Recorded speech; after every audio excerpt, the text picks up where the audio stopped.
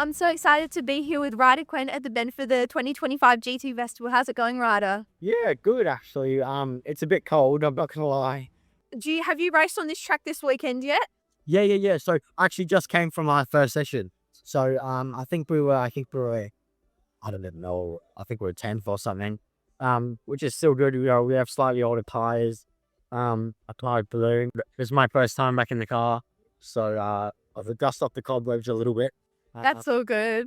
How do you think you're going to go with race 2 and 3 with those slightly looser tyres? Because obviously they're going over the mountain a bit in their lifespan. Yeah, correct. I mean, yeah, not so much on this tire because this Pirelli tire is a great tire. It's a little bit harder, so it's a bit of a harder compound, which lasts a bit longer. But you're right, this track not so much, but maybe SMP Sydney Motorsport Park. We have massive tire degradation there, even on this tire. So maybe after that track is 3 laps and they're gone, and you've lost a second. So it's quite a big peak and means you have to be on it quite early. Whenever you've been racing here, have you ever felt like you're about to spin out or anything like that? Yeah, I've spun here before. Yeah, plenty of times. You're not pushing hard enough unless you're getting close to that. So yeah, back I remember Pup Car. I think I spun here. The high speed stuff out the back. That was pretty scary. And then in that session, obviously, when our tires ballooned up, there was a bit of less grip. Yeah. There was a few times across there as well. So, but it's all a part of it. Do you think your racing ability is in your blood? I don't know about ability. I think racing is in my blood. Obviously no one's gone too professional in my family. For a big chunk of my younger / teen life, I was still striving for it. Now I just do it for a bit of fun with my stepbrother, and with my family. So that's what I do it for mainly now, is just for the memories and the experience. But it's still fantastic. We're back at the 2025 GT Festival with Ryder Quinn on the Sunday. So we've got race 2 and 3 today. How did yesterday go? It went really well. We qualified P14, which wasn't ideal. But in the race, we managed to get up to P4 in my sin, which is really good. And then, yeah, it all sort of slipped away from us, unfortunately. So this race here, we're starting P24 with Steve starting. And then I'll jump in 25 minutes to go and yeah, see what we can do. Does being the third generation in a racing dynasty come with its own pressure of expectations? Definitely from the higher up. No, I mean, again, they used to be super critical that I perform, which sort of took away a bit of the fun. But now, we can be able to go out and just have fun every weekend. That's to me is the most special bit. And my granddad's in the field as well in the Toyota.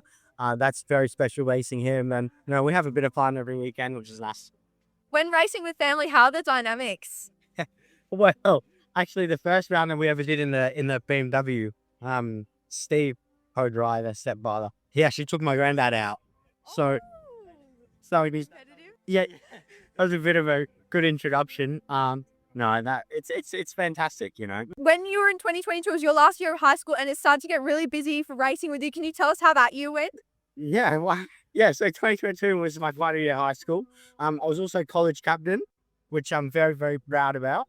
The young ladies and gentlemen, all 119 of you, class of 2023. Your future is there and it is bright. I've no doubt that every single one of you will make an impact on themselves. It all starts with you. You're the greatest players in this game called life. I hope you soar higher than you ever imagined you could. Anything is possible.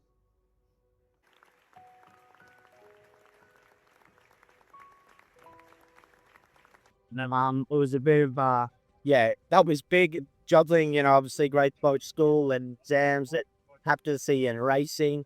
I think I was away in interest 20 weekends of that school calendar year, so it's quite busy, quite a busy time. How do you kind of manage being present? Because obviously being captain, you have to be present for a lot of assemblies, and then you're away for racing weekends. How did you be present wherever you were? Because I understand that's important to you.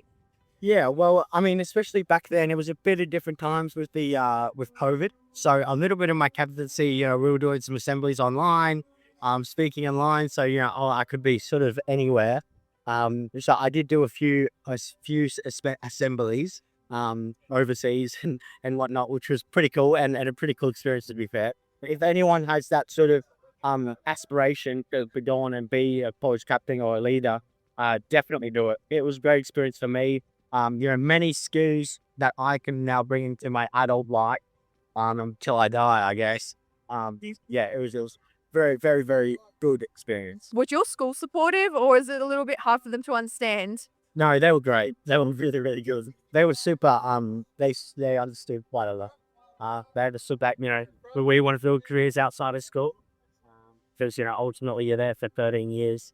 So they were very supportive. But yeah, no, look, I probably wouldn't be here today, same person I am, without that experience. Since graduation, have you been pursuing any career or study pathways outside of motorsport?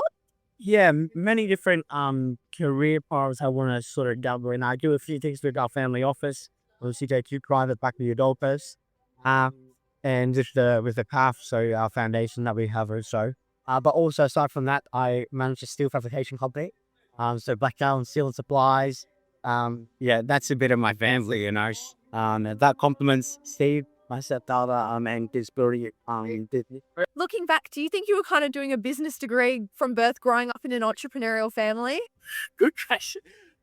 Yeah, look, I mean, there was obviously times where I was, my dad lived at factory at Darrelly, when Sydney. He lived there for, X amount of years. And so I don't really see him every so often. And when I would, we'd be at the factory.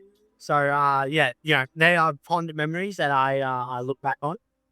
But yeah, that's me. Yeah, I guess so.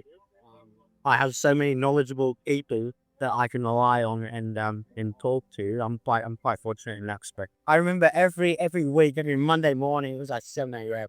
They'd have a meeting and they'd go through it and try all the products. So like 7 a.m. on a Monday every single week, which I'm sure got pretty hectic. But I think you'll admit they put on a few cokes then, but it's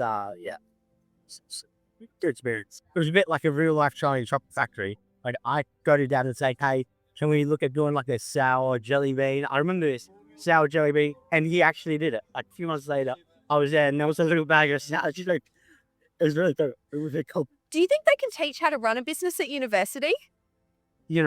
Especially in the path that I'm trying to do, I think going to university, I'm doing a few courses here and there, like few 2-day courses. I'm trying to gain my theory knowledge. I think university is great more than theoretical, and especially nowadays, you need a lot of theoretical knowledge because there's so many legal legislations and regulations that you have to apply to. So I think yes, the theory is fantastic. I think it's not really well. There's lots of things. In university you can't get burned by someone not paying. Like that's just a lot. There's so many ups and downs in businesses, and you're 21. General manager of a steel company, and also you're racing on world circuits. Does Ryder Quinn know how to chill out? A little bit. I mean, definitely. That's a great question. I do, but now I feel like there's so much more capacity that I could be actually doing some more things on. So I'm looking at a few further things, which would be nice as well. But I mean, my chill time is getting home. And I have 2 cats that I love so much. So that's my chill time is getting home or making some dinner. Do you ever go to like meal just before or just after a race weekend? Real. My favorite meal is sushi. From your time in the business world, can you tell us a little bit how it works for people who are interested in getting involved in it? What bit do you want to know? There's so many different aspects. The rawness and the coldness and the ups and downs and what people can't really be taught at school, especially. Yeah, I mean, one of the biggest things, and that everyone would experience, no matter what they're doing, is the feeling that you get and the feeling in your chest when something isn't quite alive. And that stuff, whether it's being able to pay rent the next month or, you can feel that. And wait for people to pay, like just things like that. That, like you said, university can't really get like you don't feel that. There's just the feelings involved and aspects like that. Is a bigger challenge, but as long as you work hard and stay focused and. You've been on a steep learning curve with your racing career, speaking of challenges, but have also been incredibly successful. How do you kind of handle the pressure and keep it all together? Yeah, that's a great question. And I truly have, a lot of young drivers go pick karting first. I didn't do that. I went I started at 15, I believe it was, and went straight into a car, went straight into Formula Ford. So yeah, you're like that learning curve is super sound, it was super steep. And it was something that, you know, wasn't ideal, but it also allowed me to adopt good habits. Now, a lot of young drivers develop a little bit of bad habits in karting and whatnot, and it's hard to break those habits by the time on the car. So yeah, you're right here. It was steep, but I still somehow managed to achieve some decent results, which I'm quite happy about. And that no matter what happens, I'll always better look back and think, oh, Can you tell us about your collision in Formula Ford a few years ago?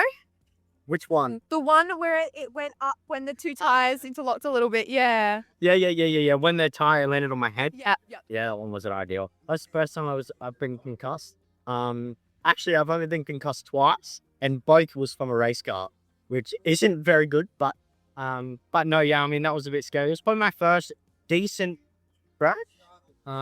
Yeah. So basically, we're coming into a corner at Phillip Island, and our wheels touched with the board, and then this car went up and landed on my head, which obviously, yeah, speaks to itself. Does that ever give you second thoughts about racing? Yeah, I know. No, I mean, like a good example of that was the Mustang side of a really big crash in 2024. That's the biggest crash of my whole career. I blacked out. I can't remember. But then the next year I came back in, done the exact same race, and unfortunately DNF because of a failure. But you know, that's just a good example of you just need to get that on, and you just need to keep pushing. You can't let that sort of setback talk you down. On another note, you not only come from a long line of race car drivers, but storytellers. If you're going to tell a story, make it a good one. Can you tell us about Ryder Quinn's essence? Wow. Yeah. Have you interviewed Tony? Yes. Right. We read his biography, Yeah. Paddy Quinn, yeah. Hey, you're up date, babe. Grandfather Paddy Quinn said, if you're going to tell a story, make it a good one. I think with your book, you've certainly achieved this. Yes, but unfortunately, my grandfather, who could tell a good story, most Irishmen can, he died and didn't leave enough of his story behind. And so that's why I decided to write my story. Obviously, you know, he's a fantastic storyteller. No, how old is he? 67. I mean, my granddad, I love him to bits. He's a fantastic storyteller, super knowledgeable. Been through so much, you know, they've moved, they've moved upstairs, just everything. So, I mean, I can try, be a bit of a storyteller, but I don't think no one can copy. Can you tell us, the audience, a little bit about you outside of business and racing? A bit about who you are as a person? I pretty much just race work, try to look for a few other things. I think from a personal side, I'm quite a softie. Quite love my mum. I love my family. I love spending time with family. I'm quite a family-oriented person. I like to have a good time. I don't party, I don't drink. Or what's on your playlist right now? Oh, well, that's something about me. My playlist is everything. Everything and anything. From classical to rock to rap to jazz, everything. Absolutely everything. My partner, my girlfriend, she's not too happy about it. Because, like, we play my playlist and she's like, what is this? Sometimes it's a depressing song, sometimes it's a snappy song. Well, that's like life. Everything, you go through all the different emotions. So, have you ever had on-track beef? Plenty of on-track beef. I remember, I mean, one that stands out. Oh, there's so many that stands out. Taupo last year, we just came off of a great weekend at Australian Grand Prix where I got my first win in the South Korea Cup. It was a great round. And then we went to Taupo and I qualified and he was fit. And then in race one, got taken out by someone who's a good mate of mine. It's a great guy. But yeah, you know, a bit of wishing child, which, you know, it's all in the heat of the moment. Whereas, yeah, everyone, afterward, I will apologize. But, you know, those types of things, when you're so passionate about something, it just happens. But as long as you grounded enough to be able to say, hey, mate, sorry, that I know that wasn't on, I think it's somewhat acceptable. What does keep you grounded when you're racing, and especially in those high pressure moments? The big thing is actually breathing. Like when you're in a race car, and any sports, or any situation where you're highly crusted, you don't realize it, but your heart starts beating fast and you start breathing beats. You just need to be able to control the breathing. You just take a step back, try to see the situation from outside the box a little bit, And that's how I try to stay as level-headed as possible. But yeah, I mean, like I said, when you're so passionate, it's very hard to do that. So my biggest tactic is breathing. At 21 years old, what's the most important life lesson you've learnt so far? There's been too many. Seriously, there's been too many. I can't. I cannot do this thing. There's so many. That's a hard question. Okay. Come back to it. Okay. You've still got plenty of life ahead of you, and I'm sure, I'm sure you've already living by stuff and you don't even know, as you were saying before, there's just things you don't know. At your age, how do you manage to run a business without having gone to university? Yeah, well, and this is exactly comes back to, one of the biggest things is having good people around you. I have guys, we're a team, right? I have guys that compliment me, I compliment them, they look for direction, and we bounce off each other's skills. I don't have the experience of 20 plus years in the industry, but if I can get on their level, and so I learn from them, and rely on their expertise and their style, then that's how we run it. That's how I try to run it. It's by it's big families. That's fantastic. Do you have any dance moves you want to have for your credits of your episode? Definitely no. Are you sure? Definitely not. No. Do you think we'll be able to see you dancing on the roof of the car today? Yeah, hopefully. I definitely hope so. I think I made that promise that if we win, then we jump on the car. So I hope so. But yeah, I'm not too sure. Obviously, we're starting quite a bit but far back, and there's a few faster drivers up front. So we'll see how we end up. I'm going to try my all. He's going to give his all, and we'll see where we end up. This is awesome. We call it a tie. Yeah. It's a simple one doing so. Thanks so much, and thank you. Thanks so much for coming on the show. I hope everything goes well this weekend with your team and everything. And as this is a very busy time period, hope everything goes well. Thanks so much. Oh, no, thank you very much. Lovely meeting you. Good luck with everything. Thanks very much.